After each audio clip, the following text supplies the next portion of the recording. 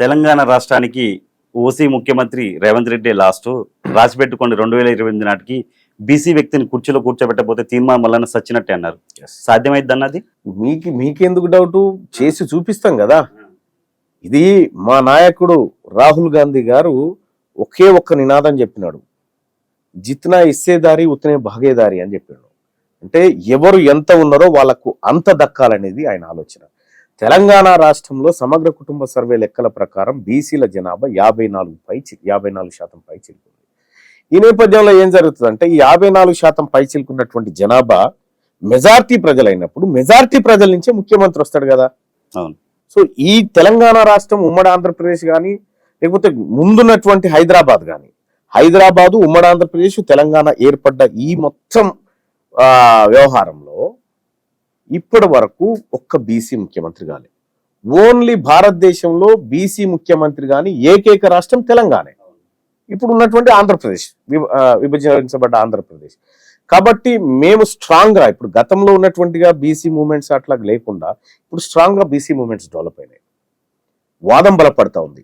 మా నాయకుడు రాహుల్ గాంధీ గారు పదే బీసీలను చైతన్యపరచడం కోసం ఆయన వంతు ప్రయత్నం చేస్తా ఉన్నాడు. వీటన్నిటి అంచనాలు చూసినప్పుడు యాజ్ ఏ అనలిస్ట్ గా, జర్నలిస్ట్ గా, పొలిటీషియన్ గా అన్నిటిగా చెప్తా ఉన్నా, తెలంగాణ రాష్ట్రానికి చిట్ట చివరి ఓసీ ముఖ్యమంత్రి రేవంత్ రెడ్డి గారే. 2028 తర్వాత 100కు 200% బీసీ ముఖ్యమంత్రి ఆ పీఠం మీద కూర్చుంటాడు. అసలు మీ ధైర్యం ఏంటి? నేను నెక్స్ట్ ఎలక్షన్ లో నిలబడితే ఓసీలు నాకు ఓట్లు వేయొద్దు, నా బీసీ ఓట్లు నాకు చాలు అన్నారు. మీరు మొన్న ఎమ్మెల్సీ ఎలక్షన్ లో ఓన్లీ బీసీ ఓట్లతోనే గెలిచారా? ఓసీలు ఓట్లే లేదా? రైట్, మంచి క్వశ్చన్ అడిగినాం వెంకట్. ఇప్పుడు ఉమ్మడి నల్గొండ జిల్లాకు సంబంధించినటువంటి అంశం తీసుకుందాం. ఇప్పుడు మీరు అన్నట్టు నాకు తీన్మార్ మల్లన్నకు ఓన్లీ బీసీల ఓట్లు జరుపుతాయి. ఇప్పుడే చెప్పిన 54% మంది ప్రజలు బీసీలు ఓటర్లుగా ఇక్కడ ఉన్నారు, 154% మంది. మరి అటువంటప్పుడు నేను నాకు గెలవడానికి కావాల్సినటువంటి ఓట్లు 50%. ఒకవేళ 50-50 అనుకున్నా కూడా 50%. పోలైన ఓట్లు అవన్నీ పక్కకు పెట్టి బీసీలు అందరూ వేస్తారంటారా? 100% వేస్తారు. మొన్నటిసారి ఎన్నికల్లో వెంకట్, మొన్నటిసారి జరిగిన పట్టభద్రుల ఎమ్మెల్సీ ఎన్నికల్లో నేను ఎమ్మెల్సీగా గెలిచిందంటే అది బీసీలు పెట్టిన పుణ్యమే, బీసీలు పెట్టిన భిక్షమే. పైపెచ్చు తీన్మార్ మల్లన్నను ఓడగొట్టడానికి అదే అడగబోతాను. వాళ్ళు చేసినటువంటి కుట్ర రెడ్డి దొరలేనా? అందరు చేసిరు. అది నేను పసిగట్టలేక కాదు, పసిగట్టే చెప్పిన వరంగల్ మీటింగ్ లో మీరు తీన్మార్ మల్లన్నను ఓడగొట్టడానికి సాయశక్తుల కృషి చేసిరు కదా. మీకు దమ్ముంటే ఈసారి మీరు గెలువురు చూద్దామని చెప్పి సవాల్ చేసిన. ఆ సవాలుకు నేను కట్టుబడి ఉన్నా, చూపిస్తా. ఇంకోటన్నా, అందులో కూడా నా కోసం పని చేయని వాళ్ళు కొంతమంది అయితే, కొంతమంది జెన్యున్ గా పనిచేసారు.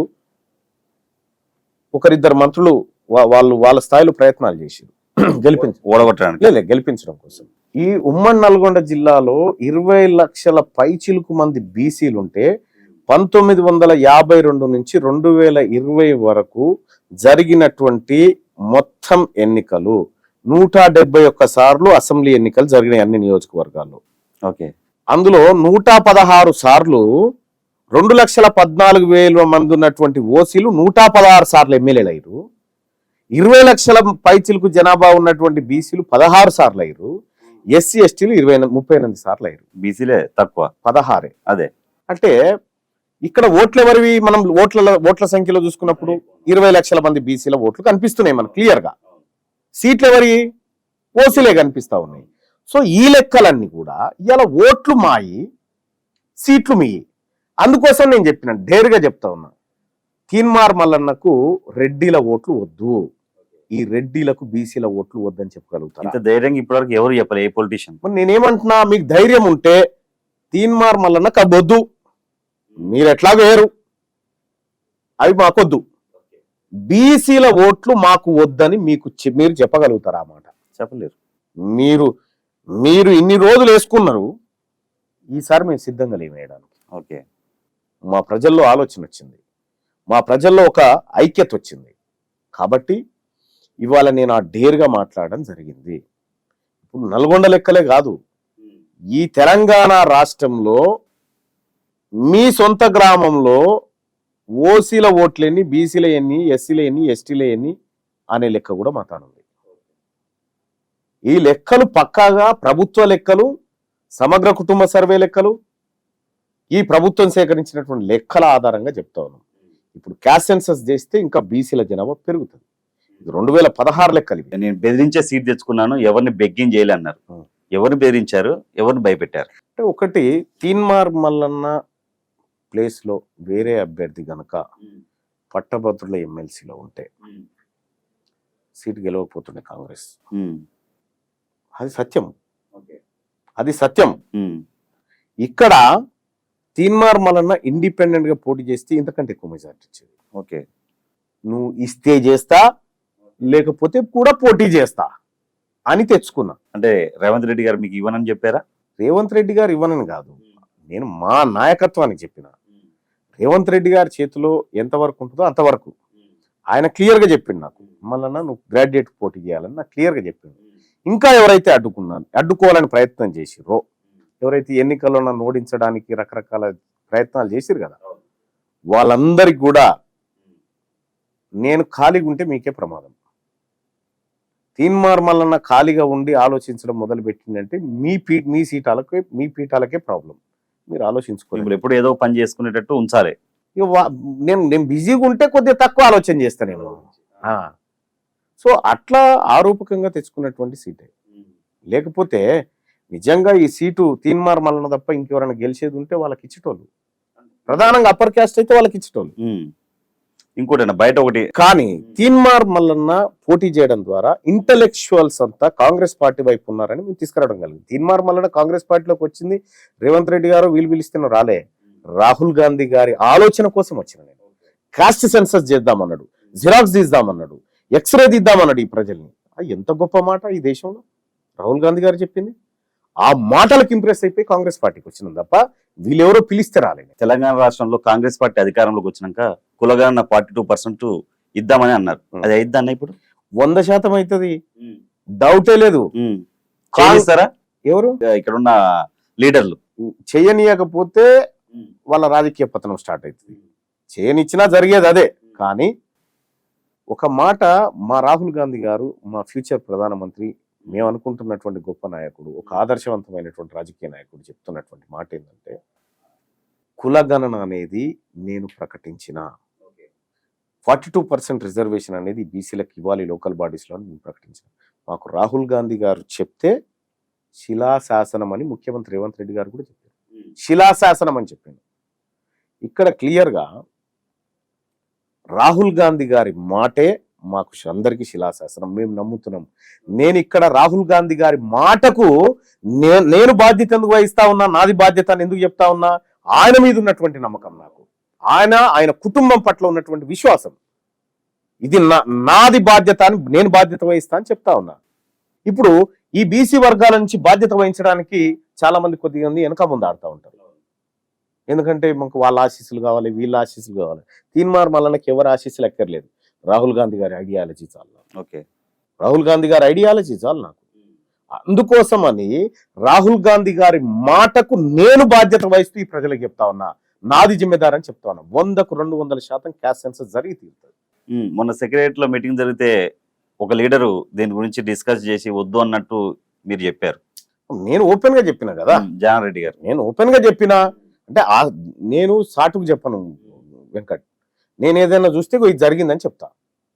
అక్కడ జరిగినటువంటి మీటింగ్ లో మనం రిజర్వేషన్లు ఎట్లా పెంచాలనేటువంటి దానికి చాలా మంది వచ్చారు, వాళ్ళ సలహాలు ఇచ్చారు, సూచనలు ఇస్తే అందులో పెద్ద ఆయన ఈసారి స్కిప్ చేసేద్దాం అని అంటే, ఎట్లా స్కిప్ చేస్తారు, ఇది ఎక్కడ అన్యాయం, ఆ విషయంలో నేను మాట్లాడడం జరిగింది. అది ఓపెన్ గా కూడా చెప్పిన. కొంతమందికి తీన్మార్ మల్లన్న అంటే ఇందాక చెప్పే ఇంటరాక్షన్ లో మిత్రుల కంటే శత్రువులు ఎక్కువ అని చెప్పే కదా, బయట ప్రజలు మాత్రం తీన్మార్ మల్లన్న అధికార పార్టీలో ఉన్నాడా, ప్రతిపక్షంలో ఉన్నాడా, ఎమ్మెల్సీ ఉండి కూడా అధికార పార్టీని ప్రశ్నిస్తున్నాడు అని కొంతమంది. ఇప్పుడు ఒక్క విషయం చెప్తా ఉన్నా, తీన్మార్ మల్లన్న పాలసీలనే ప్రశ్నిస్తుండ్రు. మా రాహుల్ గాంధీ గారు ఇచ్చినటువంటి సోషల్ కాజ్ లైన్ ఒకటి నడిపిస్తా ఉన్నాం.